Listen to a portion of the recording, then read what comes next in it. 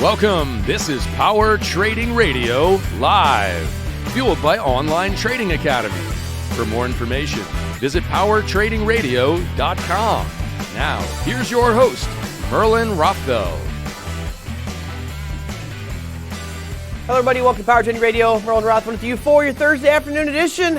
A little bit better today. I guess it wasn't the continuous up move that we saw out there in the financial markets. Of course, the coronavirus is back in action. I guess a little bit more statistics to scare people out there. All in all, I agree with most of the audience. I don't think it's that big of an issue, but that might be some of the reason we saw this market gap down today. You saw it actually close, get into positive territory a little bit, and then give back some of those gains. Most of the indexes ending negative today, except for the Russell 2000, which I will probably, let's start with the worst performer out there. I'm going to start with Bitcoin since that was your worst performer today, and then we'll move our way up to some of these other indexes. So before I do look at the charts, our guest for today will be Paul Orme. We're going to look at long-term investing, kind of the bigger picture, and there's some other interesting pieces out there. There's a thing called the Minsky moment, which is something we're going to discuss on today's show. So new terminology, new perspectives on data out there and what's fueling this market rally. All right, let's go to the charts. We're going to talk Bitcoin first. 10,213 is where it's at right now, still holding that $10,000 level. You noticed it earlier today. It challenged it, got all the way down to about 10,100.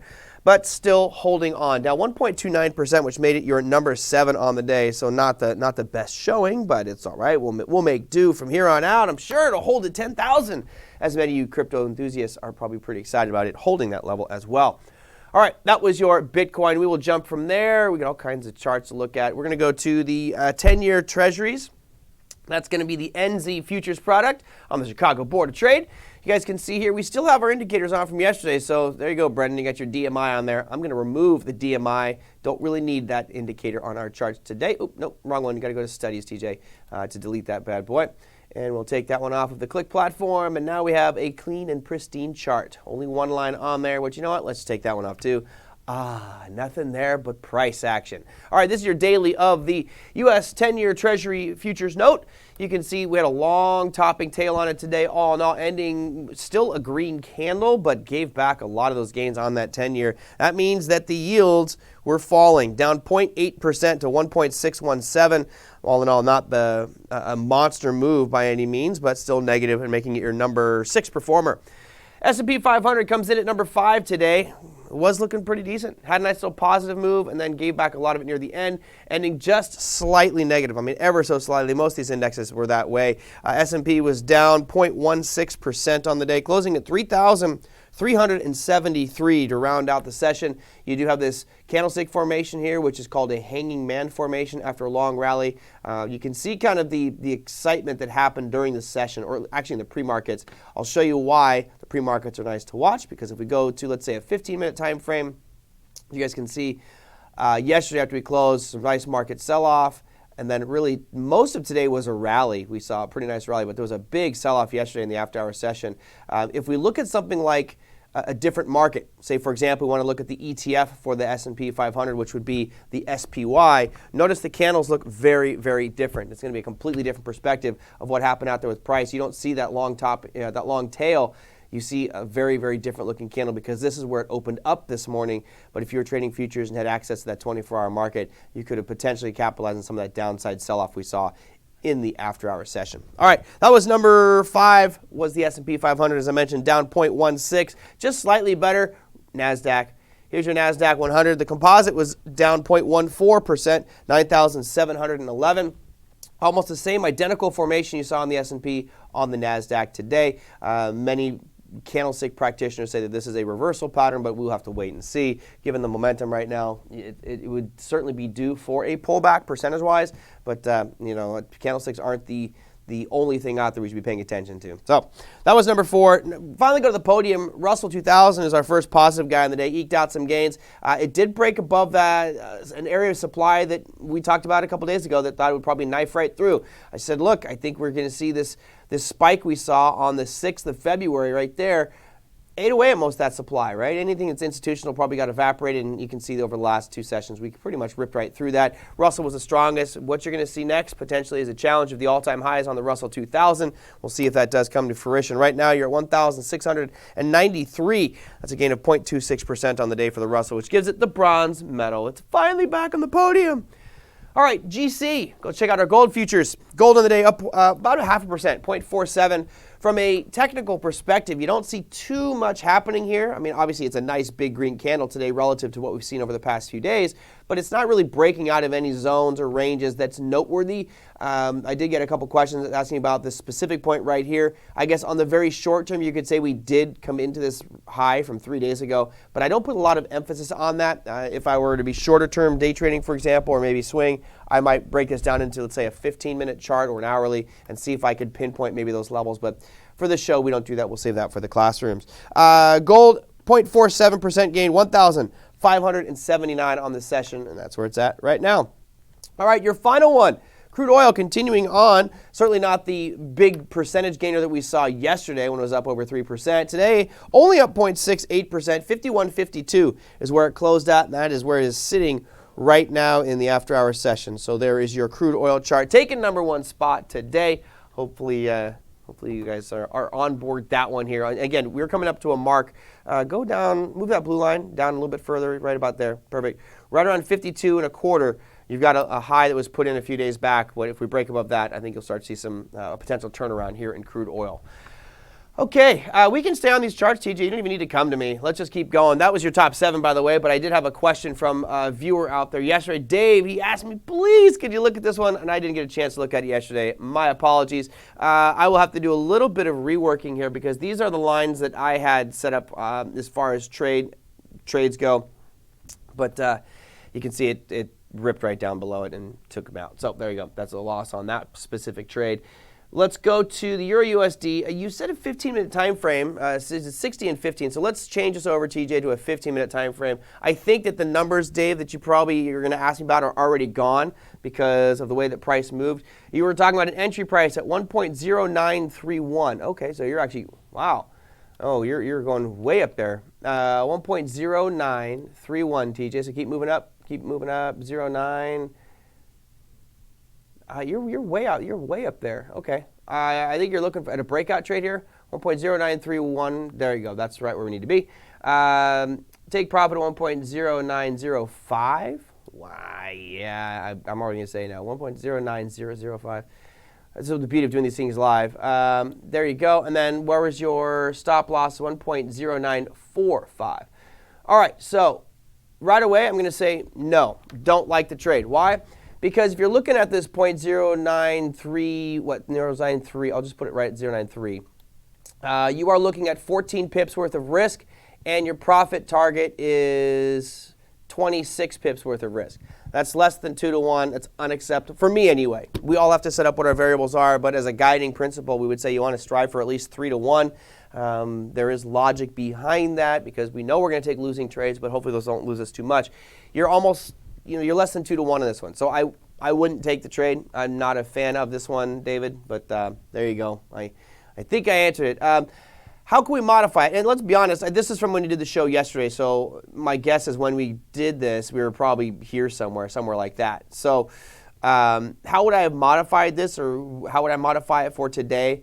Well, I think if you're looking for a shorting opportunity, which looks to be what you were doing, I would probably modify this somewhere in the vicinity of, let's try this one. I would say you're looking to go short as it comes back up in the supply about 1.088. And your target, well, that's a tricky one. Yeah. Your target could be anywhere between 1.866. But even if I did it right there, your entry price at 1.0883 and your stop loss at 1.0890, you've only got a 7-pip stop. Okay, so that's very tight. Obviously, we're on a 15-minute time frame, so this would indicate that you're going to be more of a shorter-term intraday trade. But I've got 7 pips of stop, which I don't know if that's acceptable based off of how much the euro moves. We'd have to do another calculation there, so make sure you check that one. And I'm looking at about a 15-pip. Is it 15? Yeah, 15-pip. Gosh, I feel like I want to do more than that. Yeah, 15 pips is probably not enough, or actually it's 18 pips. So I got 7 to 18. That's almost 3 to 1. That's more acceptable. There's a better level to be somewhere down around here, which would be the 1.0 0855.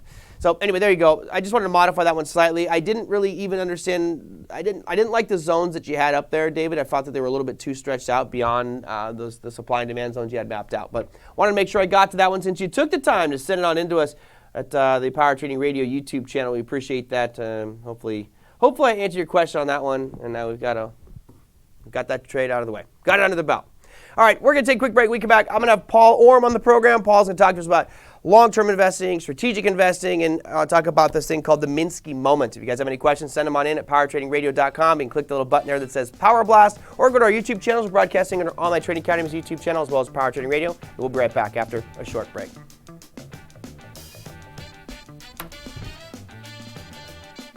What if you knew the income strategies professional investors used? The strategies designed to generate active income from the financial markets. After all, no one's going to care more about your money than you. I learned that I can be in control of my 401k. I used to work for money. Now I have my money working for me. With the right training and guidance, you can learn the skills to become a more confident investor and make your money work harder for you. Want to find out what's possible for you? You can, as long as you're willing to take the first step and call OTA today. Call for your free tickets right now, and you'll also receive a free Professional Insiders kit loaded with lessons from some of our top instructors on topics like enhancing your retirement strategy, capital preservation, and income generation. The Professionals Insider Kit makes it so you can get started right now. Call 888-304-8723 or visit us online at tradingacademy.com and schedule your free class today. Click is something I wish I had when I started because it facilitates the learning process a lot quicker. This is not about taking many trades, it's about taking the right trade. It helps me save myself from myself. It's just a revolutionary educational tool. It just propels you through the learning curve. The biggest shock for me is the level of innovation that happens within the company, and it's continuing. Is just perfect in this new century of trading. Everyone's on the same side, and I think that's what I love about it more than anything else. Helping each other, supporting each other, all with the same objective. Again, wonderful. There's no mountain high enough that the leaders in this organization won't climb for their students. They'll just never give up. It can only help. It can only make one a better trader. Gives you one of the most valuable things we all have, and that's time.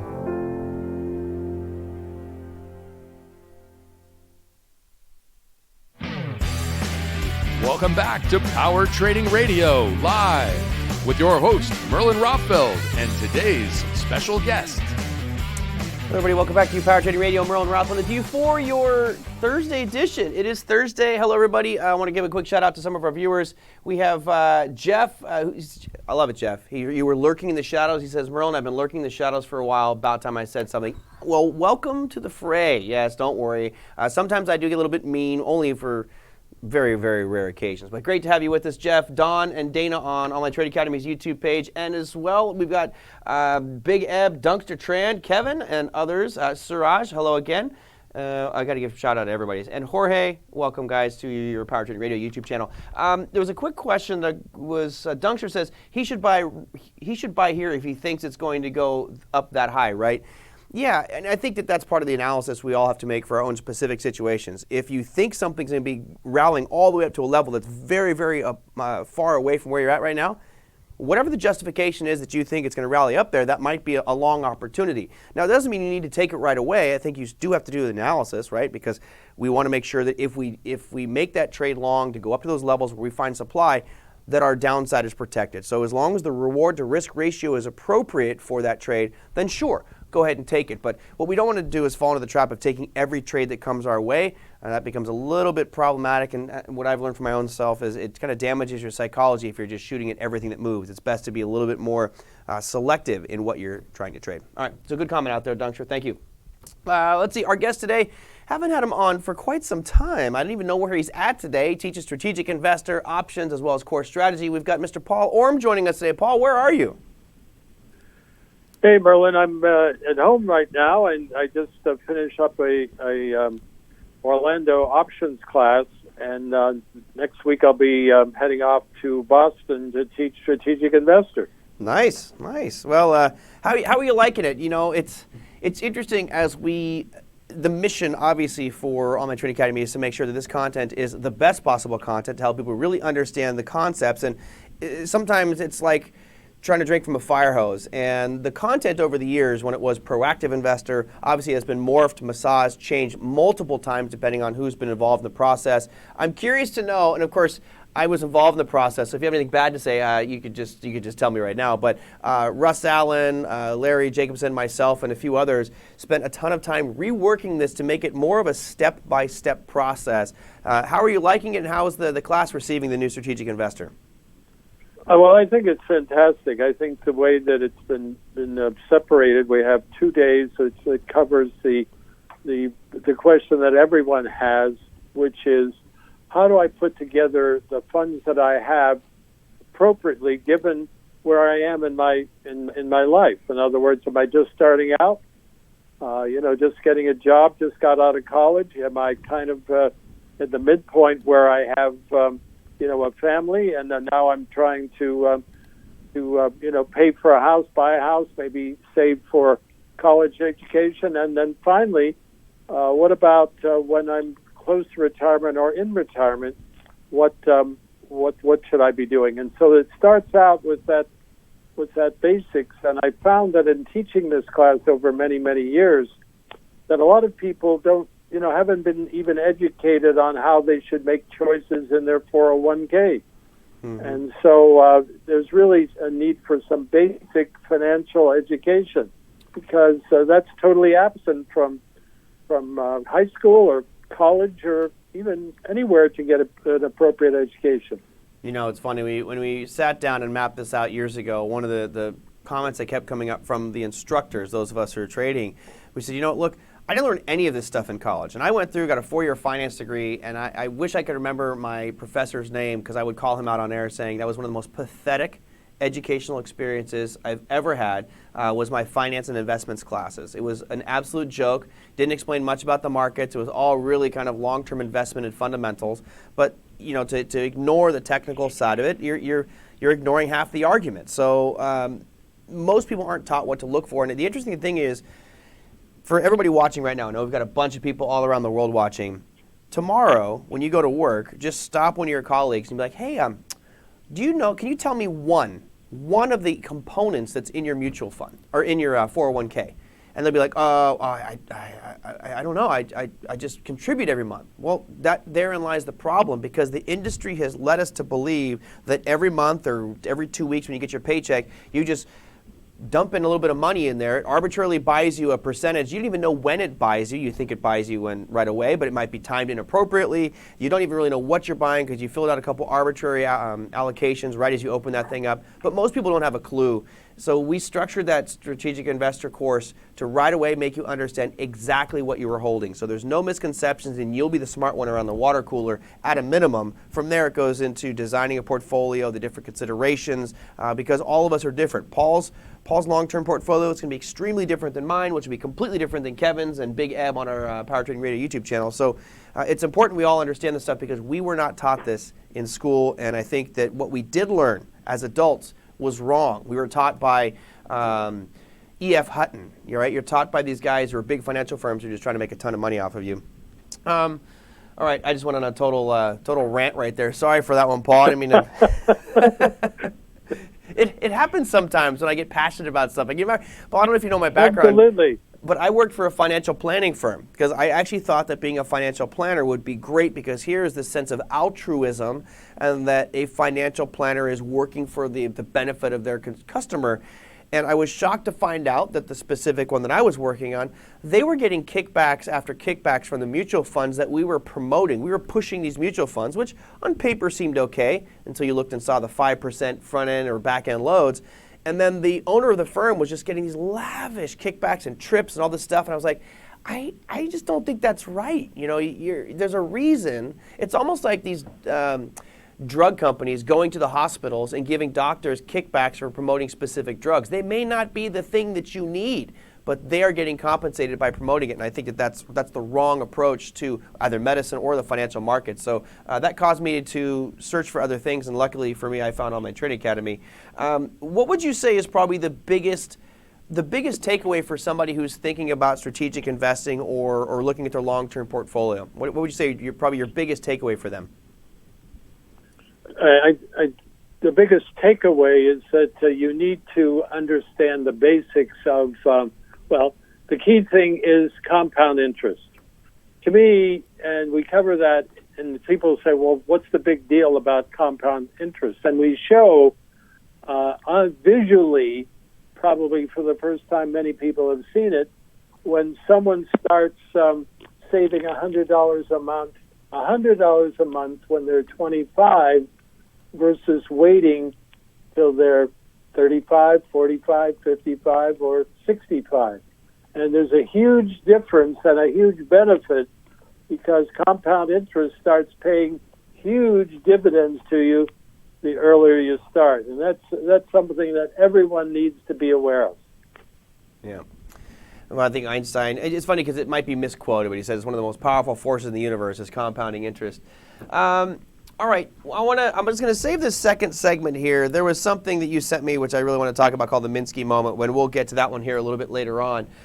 We'll do it in the next segment, but we're in a moment right now, Paul, where the markets are looking robust. We continue to go up. It seems to be what was it? I think it was what was that movie, TJ, with Under the Giant, Princess Bride, where the guy is going, inconceivable. This market move seems to be on that inconceivable type of level. You were mentioning before the show something about the S&P and the 12-period moving average. You want to talk about that real quick? Sure. One of the things that that you can take a look at is the S&P 500, which and the Exchange Traded Fund, which tracks that. That's called the SPY, SPY. And when you put that on a monthly chart, and then when you put a moving average, a 12-month moving average, it's a way for you to get a better understanding of where the price of the monthly is right now. Is it above the 12-period moving average or is it below? And we've noticed that in times such as 2000, namely October of 2000 and December of 2007, price came below the simple moving average, and those were the beginnings of, in the one case in 2000 to 2003, that was a bear market, and obviously we all know from December of 2007, just you can see on the chart there that you're looking at, it closed below the in December, it closed below, right. And right there, you would have missed the Great Recession had you said, listen, looks like the market is now in a bearish downtrend, and so maybe it's time for me to put some of my funds in cash, like Buffett has put lots of his funds currently in cash.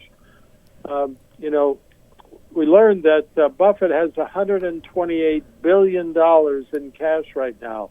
I wonder what he's waiting for. Yeah, he's waiting for the blood in the streets. On the hard red edge, TJ, you can maybe emphasize this one.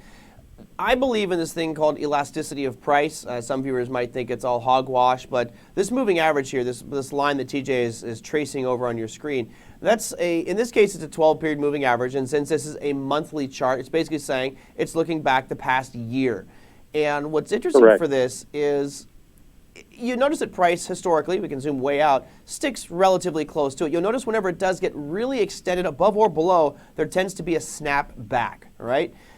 Correct. This is an analogy. Look how extended it is now. Right. Look how extended it is now. Yeah. And this is the thing. I want you all to imagine, theater of the mind, all of you on the podcast right now that are running on the treadmill at the gym, I want you to imagine you have a rubber band on your wrist. Or even better, for those of you who are watching that have a rubber band anywhere near you, grab it and put it around your hand, put it around your wrist, like a wristband, all right? And just keep it on there. I want you to pull that rubber band, let's say, an inch away from your wrist and let go. That doesn't hurt.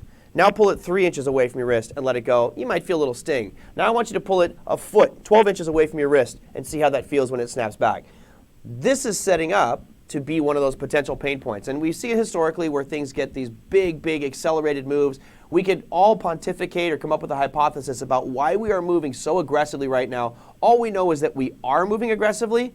It generally doesn't move this far, this fast. So when the pullback comes, it could be pretty aggressive. And this is just one of those metrics that they look at in strategic investor and investing period to time these markets a little bit more accurately and kind of save yourself some of the pain from a potential pullback, which, God, it looks like it's screaming for one right now on many different fronts out there.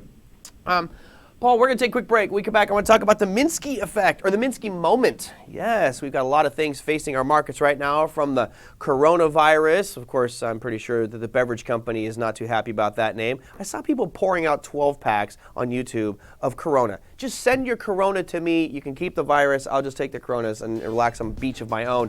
We're going to talk about this Minsky moment, which will give us one other thing to think about with regards to what's fueling this market rally. Paul Orme is our guest today. If you have any questions for Paul or myself, send those on in. I'm kind of steering it towards the long-term perspective today. I see we've got some short-term comments and questions. I might start the show off tomorrow with those, but I'm going to try to keep it long-term for now. So send those on in at powertradingradio.com or join our chats on YouTube, Online Trading Academy's YouTube, as well as Power Trading Radio. And we'll be right back after a short break.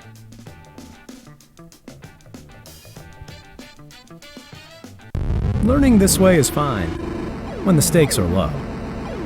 But when the stakes are high, you need to rely on skill, not just knowledge. At Online Trading Academy, you build your skill one step at a time.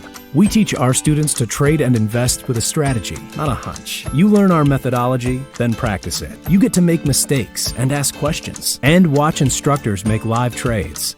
Develop your skill the right way. Meet Mac. As a trader, he liked the signals that came from technical analysis tools, but they didn't help him find the best trades consistently, so he searched for a new approach. Mac attended Online Trading Academy's free class and discovered their core strategy, a trading methodology that spots when big banks are likely buying and selling, so everyday investors can too.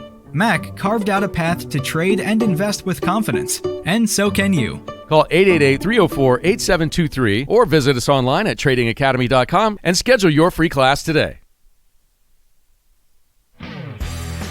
You're listening to Power Trading Radio live. Watch the show live or on the archive at powertradingradio.com and YouTube, or download the podcast from iTunes or wherever fine podcasts are downloaded.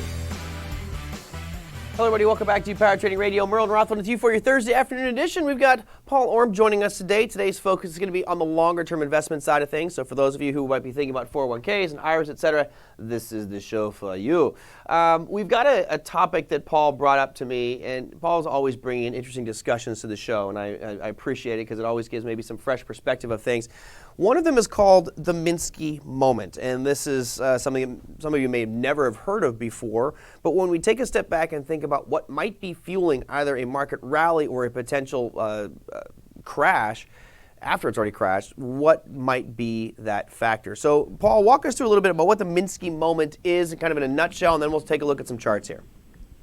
Yeah, Minsky moment is when asset prices get far higher than realistically makes sense for them to be that high, and they keep going because more people want to get involved in benefiting from the market going up, and all of a sudden there's a lot of complacency. You know, the market this time is different, people say, which never works.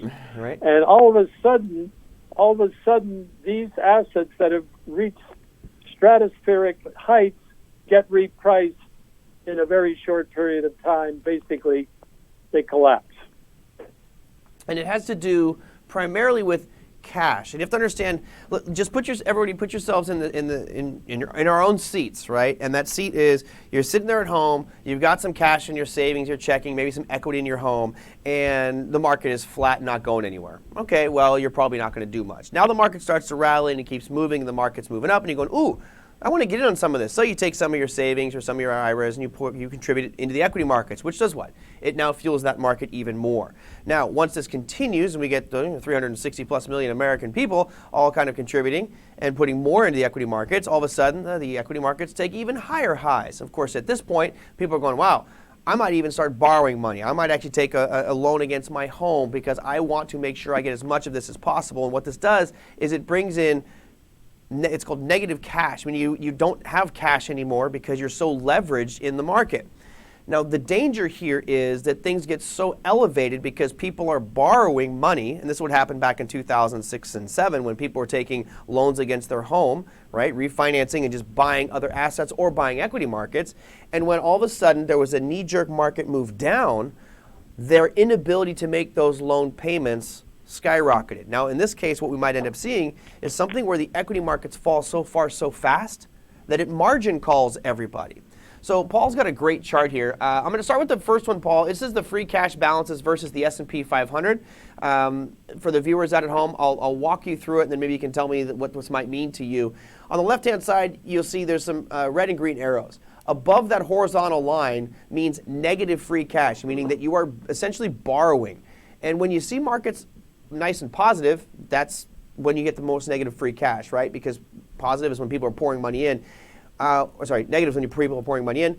On the bottom below it is positive free cash, meaning people are pulling out of the markets. They're going to cash. They're fearful. We had that from 2000 to 2004, and then you see it again between 2007 and 9. Right now, what's it telling us, Paul?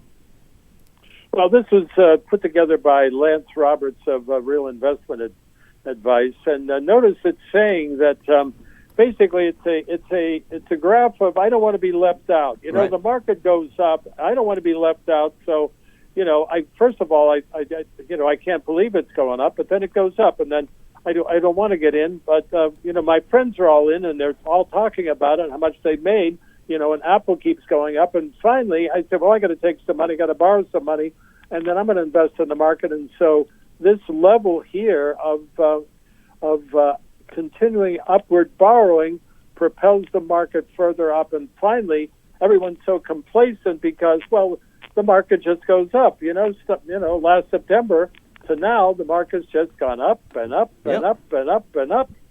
And we're really relaxed. Hey, all I have to do is buy, and it goes up.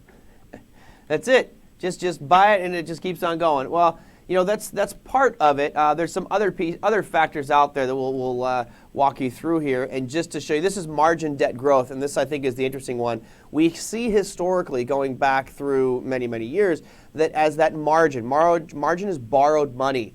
And as these markets are ripping through all-time highs, this is what was part of the reason of the financial crisis, is people were using way too much leverage and borrowing. You'll notice that part of the fuel for this market rally has been margin debt. The S&P is that little gold line there, whatever color that is, because you guys know I'm colorblind.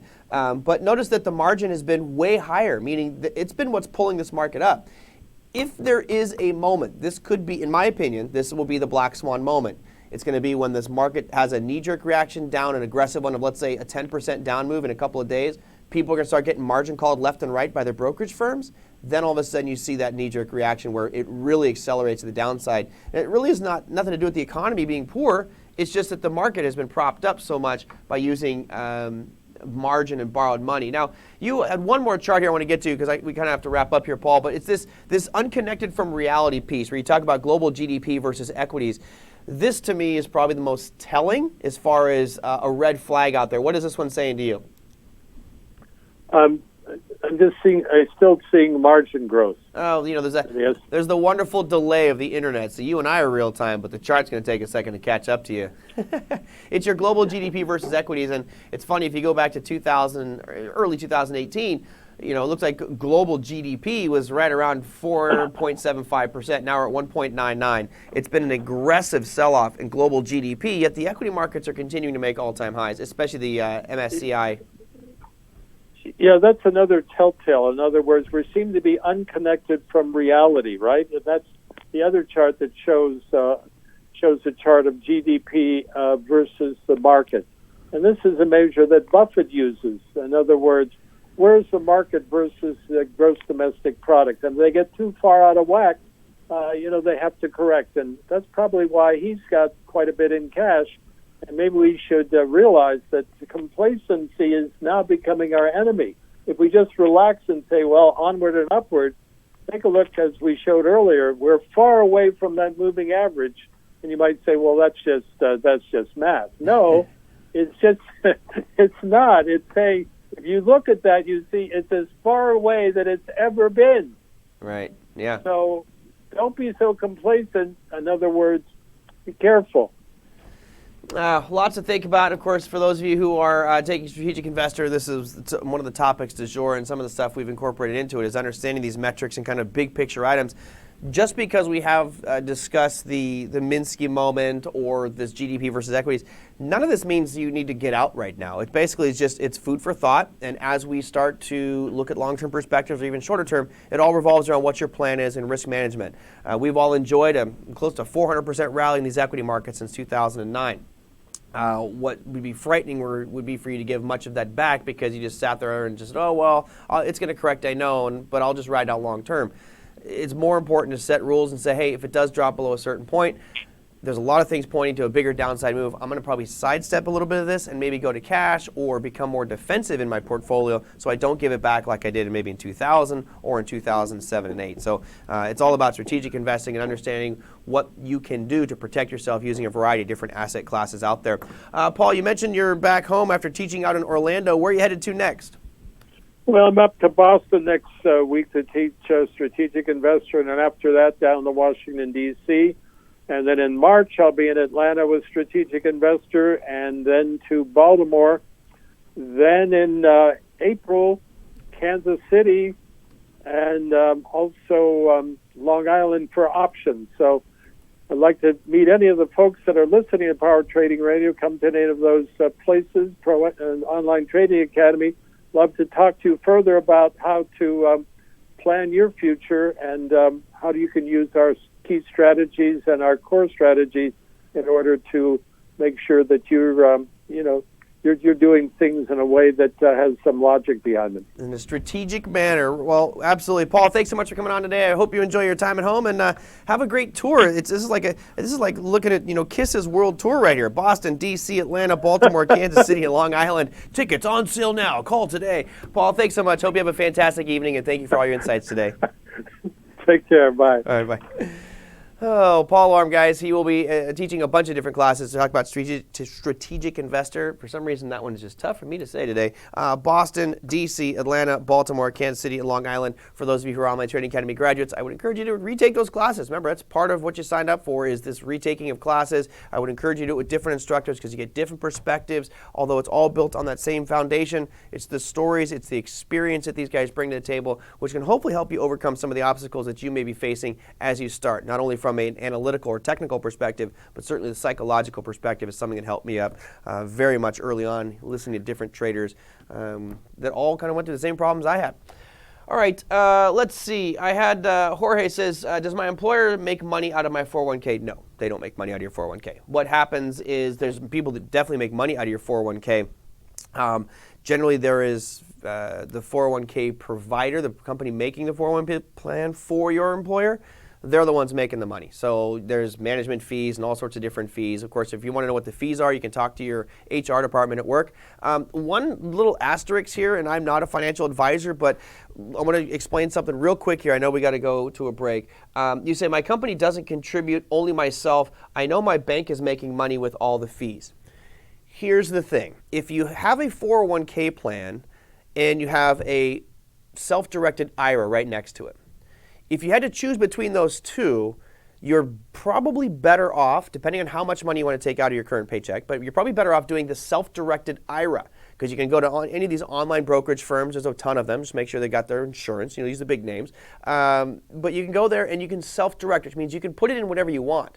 With your 401ks, they are generally not self-directed. You have to pay fund fees. You have to pay management fees. You're super limited on what you can do. So why would you ever go with the 401k over a self-directed IRA? Well, the reason that you would do that is if a company matches or gives you some contribution. So for example, a friend of mine, she got a new job recently and she was asking me, she said, should I put money in the company 401k plan? I said, well, what do they match? She came back, did the numbers, she said, they match 1-to-1. I said, you understand that you're getting a 100% rate of return on that deposit. So if you deposit $1,000 worth, you're giving you $1,000. Of course, there's vesting schedules, etc. But that's the advantage of a 401k. If they're not matching, I don't see much reason why you should go with a company 401k plan unless you're trying to contribute a lot of money, right? There's limitations on an IRA. I think it's $6,500 right now. I think it's $6,500. It was $55,000, but I believe it might be $6,500 now. There are limits that you can put in an IRA. There are limits on a 401k, but they're way higher. So if you want to contribute a ton of money, like you have to catch up to your retirement, okay, 401k may be the way to go. But if they're not matching, there really isn't that much of a benefit. You actually are going to be paying a lot more with fees and very limited selection out there with regards to what you can buy and sell. So I'd be a little wary on that one out there. So hopefully I answered that one, Jorge. Okay, let's see. Where's the stop loss question? I saw that one come through. Kevin. Merlin, other than using stops, what is the best way to protect long-term positions on a $10,000 account? Really want to buy puts, but they're too expensive, but costs are too high and above my current risk level. Well, if you're using out in the money or at the money, yeah, those might be very expensive. If you go way out of the money, basically protecting against the big shock, right? If you go deep out of the money, they're going to be rather cheap options because the odds of it getting there are not that good. But if there is that black swan event and we get a huge down move in the market, which I personally feel is coming, it just seems like everyone's throwing caution to the wind right now and just buying on any little dip. Generally, when that happens, you see something aggressive to the south side. So you could buy much cheaper options, put options on those different investments, but to go deep out of the money, that's again a strategy you'd have to figure out what works best for you. That's probably the best one. You could go and just, I guess as a hedge, that's probably the best way to do it is with options. I mean, you could be buying some inverse ETFs, but why bother, right? I think you're either going to be proactive and buy the options, embracing for that if it does happen, or you would just go to cash if you're really nervous about it. So that's probably the only two that I could think of that you would do out there. So sorry, might not be the best answer out there on that one. Let's go to your economic calendar, TJ. I know that it's Friday tomorrow. I'm sure people are very happy about that. It's my second to least favorite day of the year tomorrow, Valentine's Day. Bah humbug, the Grinch that stole Valentine's Day. That is me, guys. I'm not a fan. But for all of you, they're going to spend 8 times normal for a dozen roses, an overpriced dinner, and fight for a reservation at your favorite restaurant. Have fun tomorrow. Tomorrow is Friday the 14th. It's Valentine's Day. Much love is in the air. Obviously, not on my end. U.S. dollar has core retail sales, import prices, capacity utilization rate, University of Michigan consumer sentiment, as well as inflation expectations. If you go to the euro, you are looking at trade balance, flash GDP, and flash employment change. If you look at the earnings calendar, not a lot of big names. You have AstraZeneca, which we could make the argument is pretty big. You've got Enbridge, PPL Corporation, Shiseido. Do they make peppers, I'm guessing? And Olympus reporting earnings tomorrow. So that's what we got cooking for your Friday afternoon session. Actually, I'll be morning session. For the show tomorrow, we're going to have the Ambassador of Opportunity, John O'Donnell. I don't know what we're going to talk about. We'll talk about all things markets, I guess. I'm going to go to one last question here from Michael, since I look at the clock and I'm already late, and TJ hates that I go long. But you know what? TJ can wait. Listeners are more important. Michael says, I've been trading Euro futures contract, or should I say I've been losing to the Euro. I've been looking for a long position. Where is the bottom on this one? When going to turn? I feel like I am missing something. I don't think you're missing anything, except you're going the wrong way. It's a famous movie out there with Steve Martin and John Candy. You're going the wrong way. Take a look at the Euro chart. Why are you? Oh, this is the 15-minute, but let's just go to the daily. I know you want it to turn around. I know you want it to bounce. But if you use a mantra, mantras exist for a reason, my friend. The trend is your friend till the bend at the end. Do you see any bends? Do you see any kinks on this one? This thing looks like it's just going to keep on going south. I attribute a lot of this to the Brexit. I had a trade mapped out to go long yesterday based off of a demand zone from 2017, and it just knifed right through it. So at this point, you're shorting rallies. You're not looking to go long. You said it right there. The answer to your question is in your question itself. I've been losing to the euro because I'm looking for a long position. That is why you're losing. Go with the trend. That's the higher probability trade. You go with the trend until it's wrong. And we look at these equity markets right now. I'm saying the same thing. I cannot believe that this market keeps rallying like this. It's inconceivable. It's ridiculous that these markets are up where they are at. However, it's where they're at. So you buy the dips until we are proven wrong. And at that point, then we can maybe start building a short position. So don't think that something's going to stop just because you think it's going to stop. It looks like this euro is going to continue to the south side here. Now that I said that, it's probably going to have the turning point and rally even higher. All right, guys, that will do it for today's show. Thank you so much for all the participation. I see a few questions I'll try to get on the air tomorrow with John O'Donnell. If you guys have any questions, send them on in at powertradingradio.com. You can click the little button there that says Power Blast to send them on into us. You can also join the discussions live as we've done here before. Send those questions in, or if you'd like to learn more about anything to do with Online Trading Academy and how we might help you understand how to navigate these markets better, to develop a plan, and to implement a strategic risk management plan so you don't get caught off guard or burned in any account that you're trading, whether that's long-term or short-term. Click that link that's going to be showing up. It might be showing up in social media. I think Joanna's still on vacation, getting married. But you can go to powertradingradio.com. There's a little button at the top that says free class. If you click on that one, type in your zip code. They'll tell you which of our 48 physical brick and mortar campuses around the world are nearest you. There's online classes, free classes, community events, and much, much more. So find out how we might help change your financial future through the education of these financial markets. Thanks so much for joining us today, guys. We'll see you tomorrow. Take care.